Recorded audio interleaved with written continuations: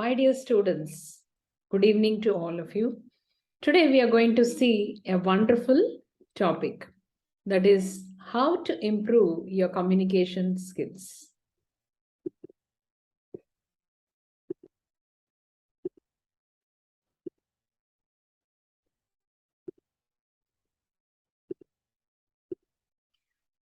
So today we'll talk about the tips to improve communication skills in an innovative manner for students. Myself, Professor Dr. Ushaa Eswaran.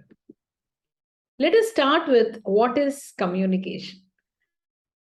If you ask me how important communication is, I can say it is the heart of your life, because everything depends upon how you communicate with others. Maybe your personal life, or your friends, or your professional life, or people in the society. It all depends upon how you communicate. So, what is meant by communication? Communication is the process of sending and receiving information between individuals or groups. So we may think it is a very, very simple thing, but it's the most important thing also. It may be simple for people who have developed proper communication skills. So the most of the problems occur between human beings, either in a personal life or in the professional life, is because we do not communicate properly. We do not use appropriate words to express ourselves. So this is the major problem for all the conflicts that exist in our personal life as well as our professional life. So we need to understand how to send information and also understand how to receive information. And we should also take care when you say something to others, are the other people able to understand with the same meaning or not? So this is where the communication becomes a miscommunication and causes a lot of problems. So this involves the use of different channels, because communication is not by any language or only spoken or anything like that. Irrespective of the language, communication means how you're able to express yourself. It may be in your mother tongue or in any other language. And beyond that, the different types of communication, if you see, it may be through speech or through writing, your body language, or your facial expressions. Everything will convey messages. So we have to be very, very careful about communication. So effective communication requires both the sender and the receiver to understand the message being conveyed and to be able to interpret it correctly. This is very, very important. When some person would like to say something, he or she should make sure that it has been received by the receiver in the same manner or with the same meaning. So this is the most important thing which we need to understand, like whether we are able to use correct words to make others understand what we would like to say. Then communication can be verbal, non-verbal, anything, or written or anything. So it's not at all necessary that we need to speak. Without speaking, with our body language also, people will be reading a lot of information from us, and it can also be written communication. It is a two-way process that involves both sending and receiving messages. A good communication skill are essential in personal relationships, business, education, and social interactions. Everywhere, wherever you go, you need to have this communication done in a proper manner. Otherwise, what will happen? Whatever you see, you say, people will misunderstand. Now, coming to communication can be influenced by cultural and social factors, because it all depends upon from where you are born, from where you are coming, and how you have been taught, where did you study, how your parents have taught you to communicate. A lot of things will vary based on the culture and societal factors. And miscommunication, as I said, if you don't speak properly, what will happen? It will end up in a miscommunication, and it will lead to misunderstandings, conflicts, and other negative outcomes. And communication skill can be improved. How can we improve? This is only by practice and taking feedback. And let us see the importance of communication skills. As you all know, it's a very, very important thing to succeed in our life. So here, communication skills are essential for success in all areas of life, including personal, professional relationships, education, and career development. So here, the effective communication skills can help students to express their ideas and thoughts clearly and listen actively and understand others' perspective. So this is another skill where you are able to express your ideas properly, understand what others are trying to say also. Then good communication skills can help students to develop positive relationships, because it's very, very important that wherever you're working, you need to have good relationship with your peers. Wherever you're studying, the teachers also should have a good idea about you.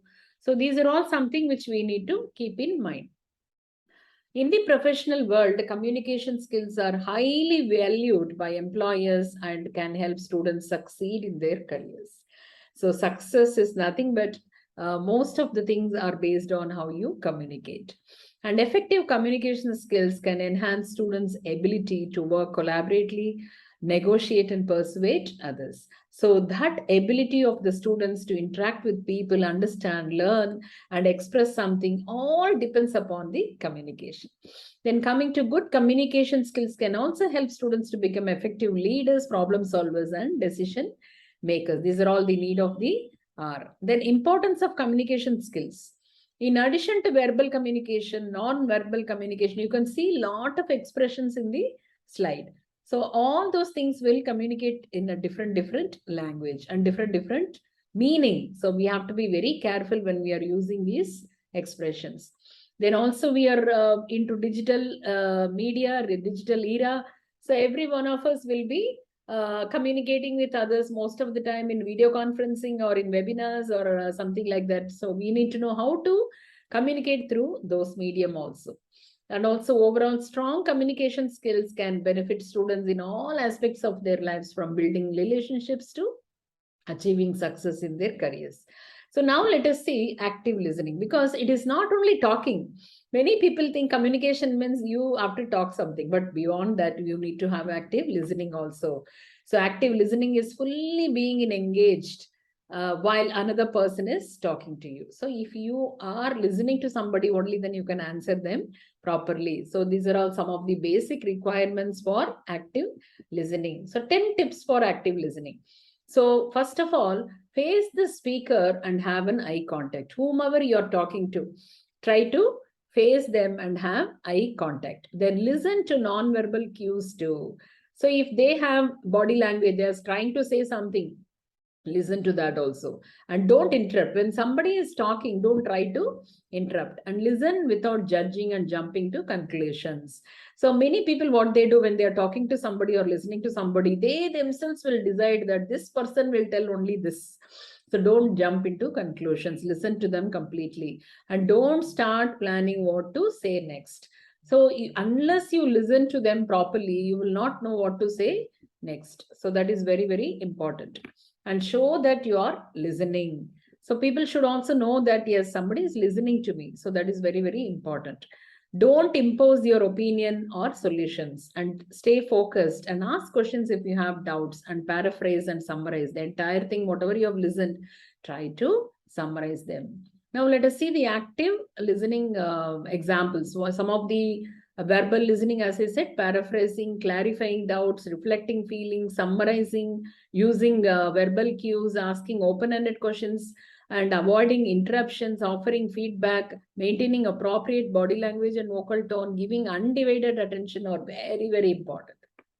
So now coming to non-verbal active listening. What is non-verbal? As I said, it is the body language. So eye contact. You need to get contact with the people through their eyes, and then facial expressions. So you have to express in a proper way. Then posture, how you sit in front of somebody is very important, and gestures, using your hand gestures are very, very important. Then mirroring. This is also very important. Then give them time, maintain some silence when somebody is talking, or after they complete, give some pause.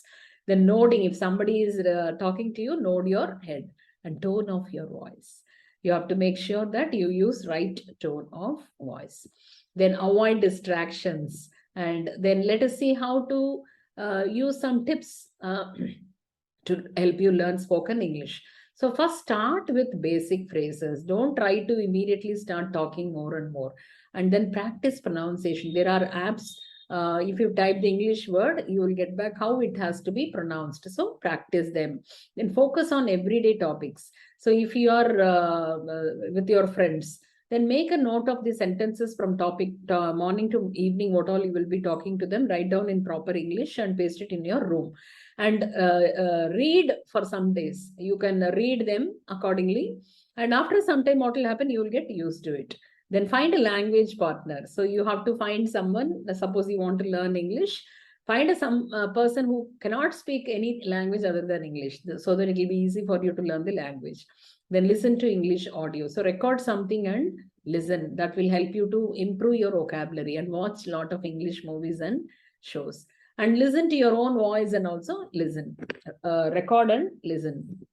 Then use English in daily activities. Whatever possible, wherever possible, whenever possible, try to use English words and talk to people. And don't be afraid of making mistakes. Only by mistakes we will learn. And stay motivated. And remember, practice makes perfect.